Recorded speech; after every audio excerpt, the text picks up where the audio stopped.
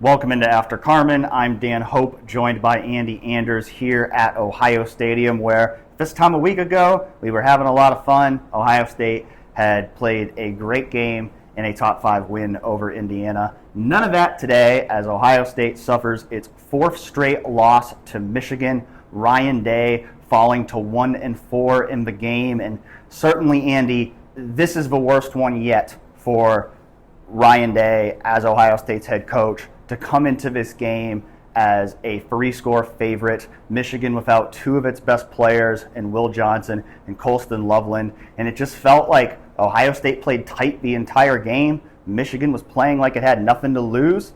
And ultimately, Ohio State got the same result it got the last 3 years, which is not achieving its first goal of beating Michigan, not achieving its second goal of making the Big Ten championship game. And while Ohio State will still make the college football playoff, does still have something to play for, there's no question the heat on Ryan Day is now as hot as it has ever been. I opened up a little bit on Real Pod Wednesdays earlier this week about, growing up, small town Ohio kid. I have a brother who's a senior at Ohio State right now. And obviously as a reporter, you stay fair, you stay balanced, or at least try to. It's hard to compartmentalize on a day like this. I can't lie to you, Dan. This was unacceptable. Day hadn't lost to an unranked team before today.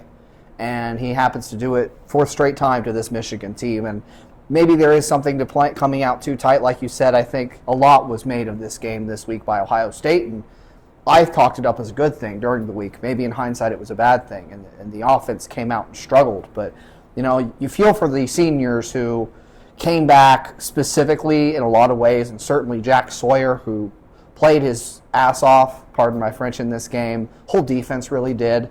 You feel for those seniors who came back in large part to win this game specifically. I feel for my brother again, who, I wanted him to be a football fan all of his life. He gets here, he becomes one, and they go 0-4 against Michigan in this time. So that might be getting a little too personal. But Ohio State, I think, special teams miscues were huge. The 2 interceptions Will Howard threw were huge. Obviously, the missed field goals, when you talk about, Ohio State lost this game by 1 field goal. You miss 2 of them. You have another red zone turnover. These are the things that cost you games. And I also thought leaned way too heavy on the ground game in this one. Ryan Day said after, you can't just abandon the run. It's true, but you need to go 50-50 with it when the run game clearly isn't working, when you're averaging less than 3 yards a carry. Ohio State threw the ball 33 times, ran it 26, and when you factor in the 2 2-minute drives at the end of the first half and the end of the game, the 4 straight incompletions at the end of the game, rather, it really was an even mix, and it just felt like they needed to lean on the passing game more in this one. Don't know whether it was Will Howard's confidence getting shaken by the 2 picks. Don't know whether it was that hit he took where it seemed like he might have been getting evaluated for a concussion. Obviously, they put him back in the game. Ryan Day said afterward, the trainer said he was good to go. So that is what it is. But whatever it was, Will Howard had the worst game of his Ohio State career, and maybe that's why Ohio State wasn't willing to lean on the pass more. But whatever the case is, the offensive line played it bad too, and the offense really just couldn't get any sort of rhythm, and eventually the defense broke. And I think the big thing that stands out to me is last drive of the first half, 2:15 left on the clock. Ohio State has to go up tempo. So it does. It's probably the fastest tempo we've seen from Ohio State's offense all year long. Ohio State drives it right down the field, scores a touchdown. So in my mind, I'm thinking, all right, you finally found something. Come out in the second half, continue attacking through the air, continue going up tempo, and try to keep it working. And then they just went right back to playing slow, trying to run the ball over and over again to no avail. And look, it is hard to win a game when you're not running the ball. That much is true. But there were people on our staff who were saying it this week that Ryan Day and Ohio State needed to be willing to go into this game, play to its strengths, its clear strengths that it's had. I mean, you can, you talk about the games the past 3 years. You can talk about how good those Michigan teams were. You can talk about Connor Stallions and anything else. there's no excuses for this game. Michigan didn't have two of its best players. Will Johnson and Colston Loveland were not out there. Ohio State had a clear and decisive talent advantage in this game. Really, the only area where Michigan was supposed to have the edge in this game was the defensive line versus Ohio State's offensive line. And it did have that. And that's a big reason why Ohio State lost. But it's far from the only reason Ohio State lost. Like you said, I think the offensive play calling was way too conservative. Like you said, lots of special teams errors. I mean, lots of unforced errors in general. I mean, we could go back through them, and it's hard to do it an hour after the game to think of all of them. But I just think, Carnell Tate has a key drop late in the game. And again, not to single him out, but it was just kind of emblematic of that game where it felt like Ohio State was making mistakes in this game that it hadn't been making in previous games. And it just feels like, once again, Ohio State in this rivalry, it ran into some adversity early. It started doubting itself. All the pressure was on Ohio State to win this game. While Michigan comes in 6-5, they've got nothing to lose. And you saw that in the way these two teams played. That Ohio State was playing tentatively, and Michigan was playing freely. And Michigan now, this is the first 4-game winning streak for Michigan in this rivalry since 1988 to 1991. You think of how dominant Ohio State was in this rivalry during the Jim Tressel and Urban Meyer years. That has now completely shifted the other way. And for all the good things I think Ryan Day has done as Ohio State's head coach, the fact of the matter is, as Ohio State's head coach, the number one thing you get judged on is, do you beat Michigan? And he has repeatedly failed in that regard. And so the season's not over. Anybody who wants Ryan Day to get fired tomorrow, it's not going to happen because Ohio State still has to, or they don't have to. I mean, they can decide not to play if they don't want to, but they're gonna go play. I think they're, obviously when people were asked about it after this game, how do you regroup? The emotions were raw. I don't think there was really a whole lot they were going to be able to say in that moment. I think once they do regroup and they do get that college football playoff seed and they get their opponent, I think this is an Ohio State team that's still going to have belief in itself and its ability to make a run in the CFP. I mean, there's no world beater in college football this year, so while this Ohio State team is clearly flawed, I don't think it should be written off. But I do think this. I think Ryan Day should be coaching for his job in that first-round playoff game. I say that unequivocally. I think if Ohio State loses in the first round of a college football playoff, Ohio State should have a new coach next year, because the number one goal, this is now the top 2 goals on that 3-goal checklist that Ohio State talks about every year. Ohio State has now gone 4 years without achieving any of them. They still have a chance to achieve the 3rd one. Maybe not the best chance, but they still have a chance, and you got to see that chance through before you start making any decisions about Ryan Day's future as head coach. But I do feel like that first-round game specifically, Ryan Day's coaching for his job, because this was, as you said, an inexcusable loss. Yeah, even possibly beyond that. You win the first-round game. I'm not sure that guarantees he comes back next year in any way.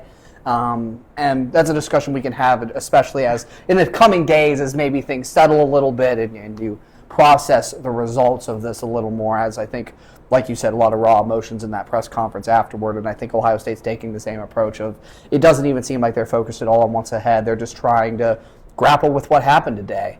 I think that's maybe where a lot of Ohio State fans are at in this game. And look, we talked in the offseason, all offseason, this was an all-in season. You know what happens when you get called on an all-in and you were bluffing? You lose all your chips.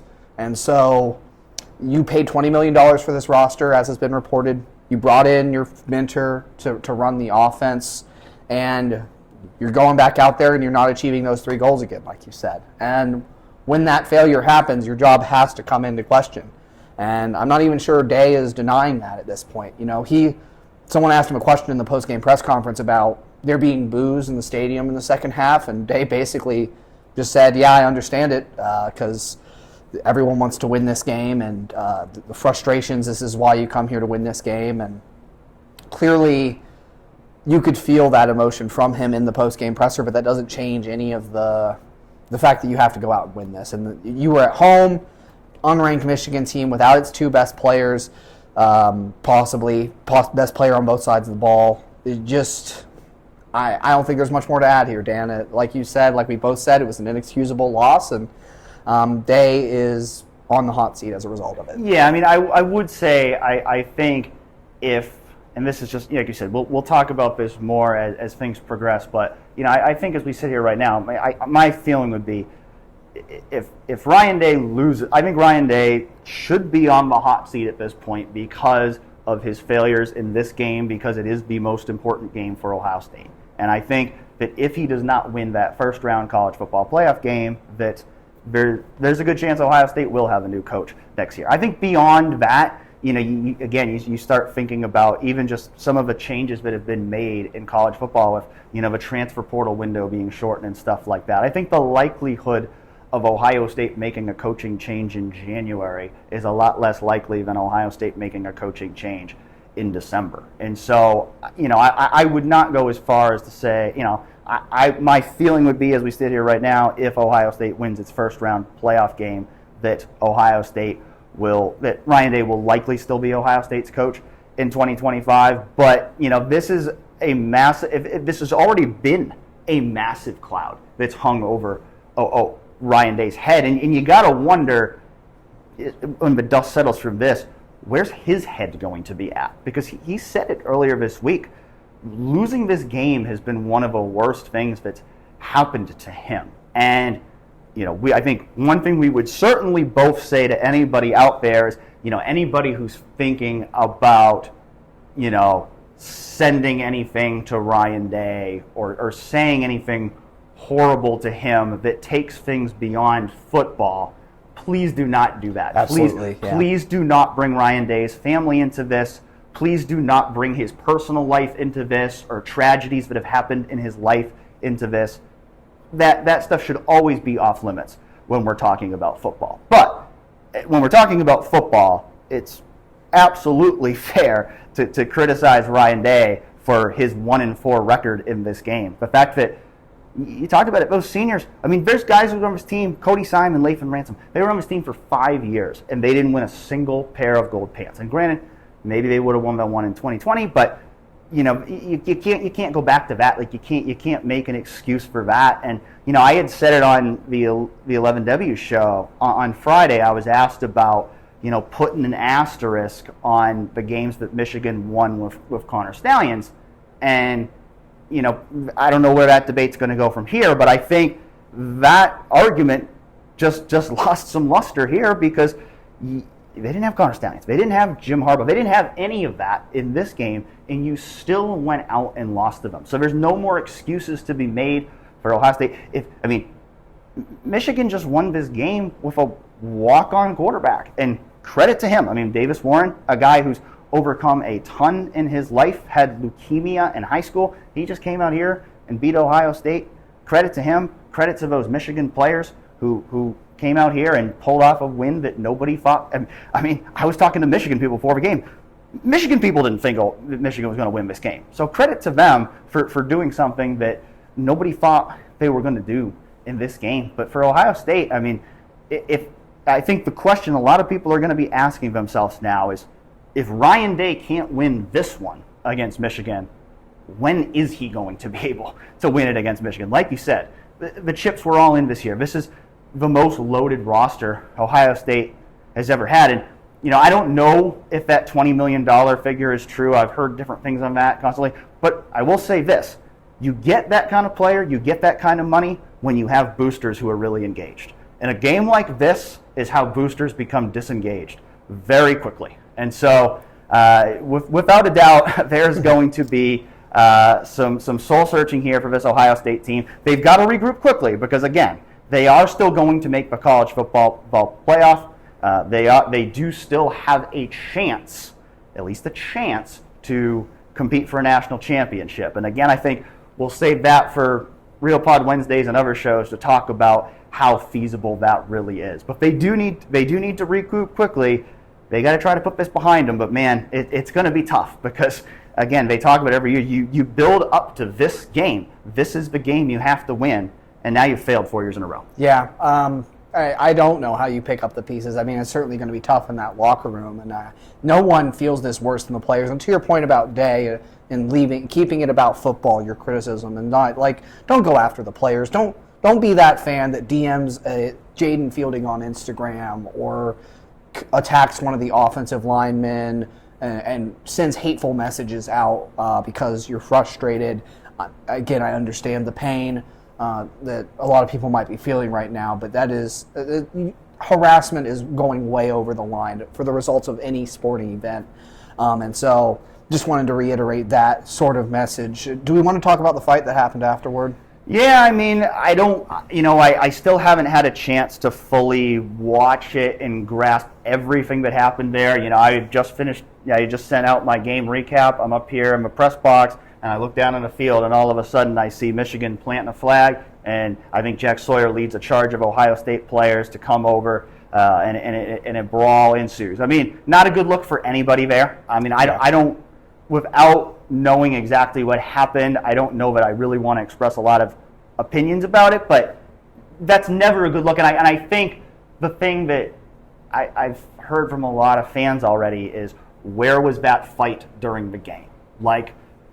Yeah, great that you didn't want them to plant the flag on your field, that you had that pride, but where was that during the game? And again, not to say that these players didn't really want to win this game, but the reality is, when you lose the game, the other team has the right to brag. The other team has the right to celebrate. And everybody's going to have their own opinions on the flag plant. I don't necessarily want to get too far down that road, but I would just say that the fighting aspect of it is a bad look for everybody, and I think some of that kind of speaks to frustration coming to a boil here for Ohio State. That I think everybody in Ohio State was very confident this would be the year they were going to turn things around in this rivalry.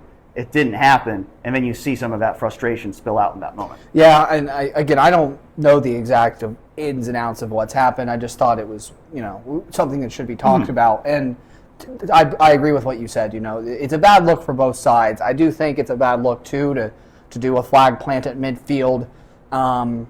But again, don't know who started the brawl that ensued there. I did talk to a few reporters who were unfortunately caught in the melee, and one of them, one of our colleagues, had mentioned that she saw Jack Sawyer running off with a bloody nose, and I do want to talk about him because more than anyone on this team, I think Jack Sawyer wanted to win this game. A guy who grew up in the Columbus area, guy who made. I mean, that interception down there, I don't think we've seen not often you see interceptions from defensive linemen. And could have been a game-winning play. Could have been a game-winning play if Ohio State, if Ohio State goes out and goes 3-and-out on its next drive. But that was another thing. You talked about Ryan Day going conservative earlier. That 4th-and-1 call, I understand you're at your own 21-yard line. I think I probably agreed with the punt decision in the box, but you look back on this game and think there were a couple of 4th downs where they were kind of borderline, and Ohio State has put its foot to the gas pedal in a lot of those situations this year, and they just didn't. I thought it was emblematic of this game, and maybe again, when your offense isn't moving the ball, you probably feel less confidence in your ability to move the chains in those situations, and again, inside your own 25. I mean, it's hard to say, well, you don't get it. Now, Michigan's right there for the go-ahead field goal, but I just think there was a 4th-and-7 earlier that they were across midfield and decided to pin Michigan deep.